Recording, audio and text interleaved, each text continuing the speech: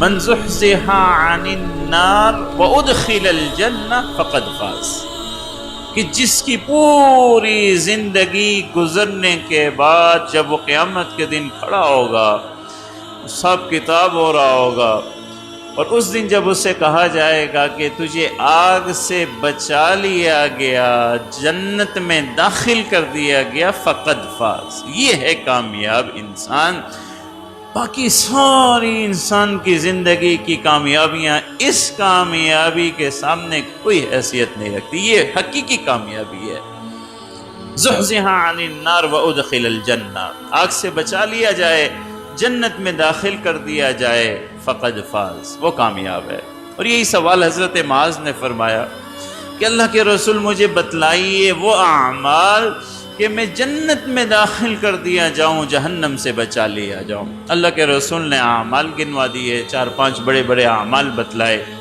اور آخر میں فرمایا کہ ایک اور عمل سن لو جو ان سارے اعمال کا معاون اور سردار ہے، اور فرمایا کہ زبان کی حفاظت کرنا ہے، زبان کی حفاظت کرنا۔ جب یہ سنا حضرت معاذ نے تو فرمایا اللہ کے رسول، یا رسول اللہ، کیا ہم جو گفتگو کرتے ہیں اس کا بھی ہم سے مواخذہ ہوگا؟ تعجب کا اظہار کیا، ہم تو بات چیت کرتے ہیں، مختلف گفتگویں ہوتی ہیں، خاندان میں بیٹھے ہیں، بچوں میں بیٹھے ہیں، کاروبار میں بیٹھے ہیں، اٹھ رہے ہیں، بیٹھ رہے ہیں، تو کیا ہماری گفتگو کا بھی مواخذہ ہوگا، جملوں کا بھی مواخذہ ہوگا، اس کے بارے میں بھی حساب کتاب ہوگا؟ یہ بھی اعمال ہیں۔